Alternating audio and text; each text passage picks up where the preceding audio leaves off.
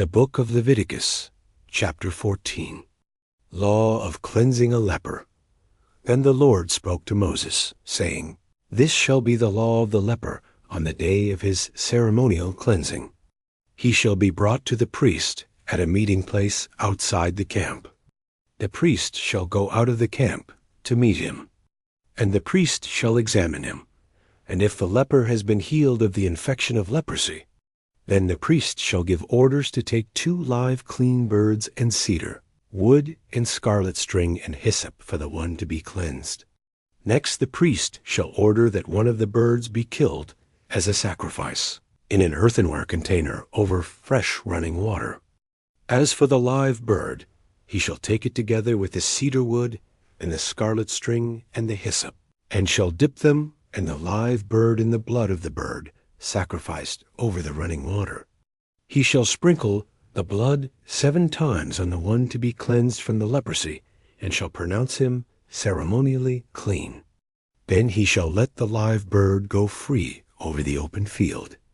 The one to be cleansed shall wash his clothes, shave off all his hair, and bathe in water, and he shall be clean. After that he may come into the camp, but he shall stay outside of his tent for 7 days. On the 7th day he shall shave off all his hair. He shall shave his head and his beard and his eyebrows, even all his hair on his body. Then he shall wash his clothes and bathe his body in water and be clean. Now on the 8th day he shall take 2 male lambs without blemish, and a yearling A-way lamb without blemish, and 3/10 of an ephah of fine flour mixed with olive oil as a grain offering, and 1 log, about a pint, of oil. And the priest who cleanses him shall present the man to be cleansed and his offerings before the Lord at the doorway of the tent of meeting. Then the priest shall take one of the male lambs and offer it as a guilt offering with a log of oil, and present them as a wave offering before the Lord. He shall kill the male lamb in the place where they kill the sin offering and the burnt offering, in the sacred place, the courtyard of the tabernacle. For the guilt offering, like the sin offering, belongs to the priest. It is most holy. The priest shall take some of the blood of the guilt offering, and put it on the lobe of the right ear of the one to be cleansed, and on the thumb of his right hand, and on the big toe of his right foot. The priest shall also take some of the log of oil, and pour it into the palm of his own left hand. And the priest shall dip his right finger in the oil that is in his left palm, and with his finger sprinkle some of the oil 7 times before the Lord. Of the rest of the oil which is in his palm, the priest shall put some on the lobe of the right ear of the one to be cleansed, and on the thumb of his right hand, and on the big toe of his right foot, on top of the blood of the guilt offering. The remaining oil that is in the priest's palm shall be put on the head of the one to be cleansed. The priest shall make atonement for him before the Lord. Next the priest shall offer the sin offering and make atonement for the one to be cleansed from his uncleanness, and afterward kill the burnt offering. The priest shall offer the burnt offering and the grain offering on the altar, and the priest shall make atonement for him, and he shall be clean.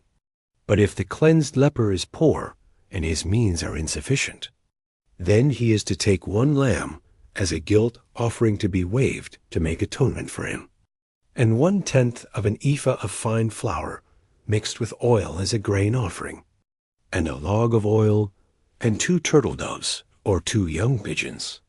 Such as he can afford, one shall be a sin offering, the other a burnt offering. He shall bring them on the 8th day for his ceremonial cleansing to the priest at the doorway of the tent of meeting, before the Lord.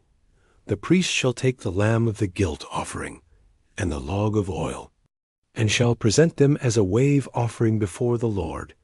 Next he shall kill the lamb of the guilt offering, and the priest is to take some of the blood of the guilt offering and put it on the lobe of the right ear of the one to be cleansed, and on the thumb of his right hand, and on the big toe of his right foot. The priest shall pour some of the oil into his left palm, and with his right finger the priest shall sprinkle some of the oil that is in his left palm 7 times before the Lord. The priest shall put some of the oil in his palm on the lobe of the right ear of the one to be cleansed, and on the thumb of his right hand, and on the big toe of his right foot, on the places where he has put the blood of the guilt offering. The rest of the oil that is in the priest's palm shall be put on the head of the one to be cleansed, to make atonement for him before the Lord. Then he shall offer one of the turtle doves or young pigeons, which are within his means. He shall offer what he can afford, one as a sin offering, and the other as a burnt offering, together with the grain offering. The priest shall make atonement before the Lord on behalf of the one to be cleansed.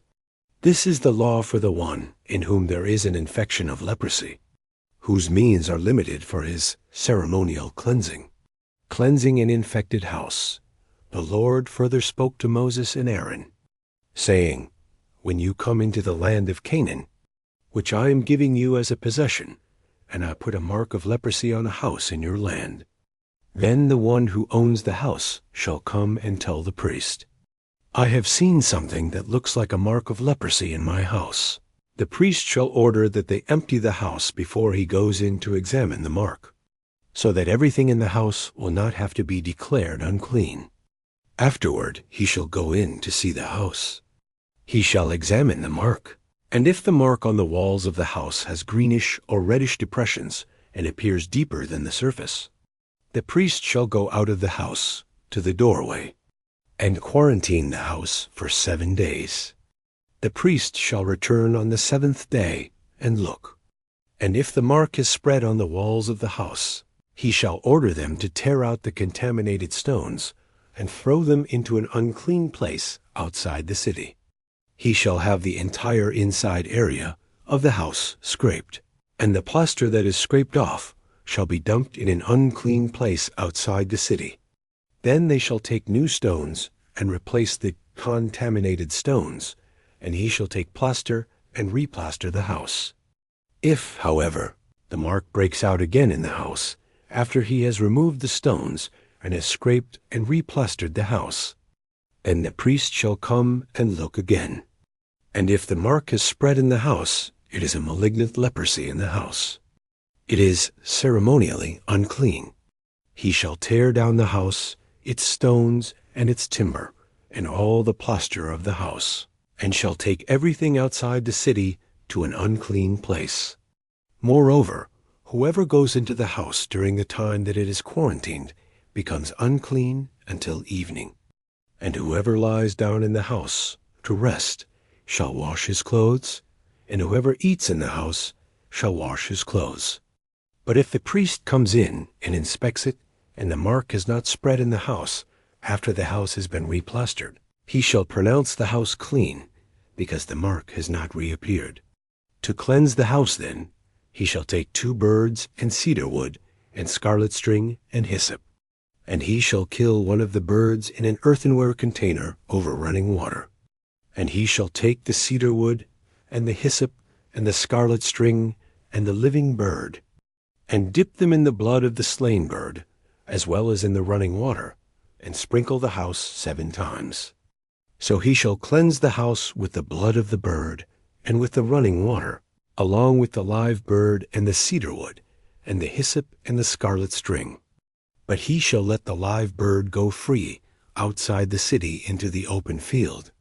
So he shall make atonement for the house, and it will be clean.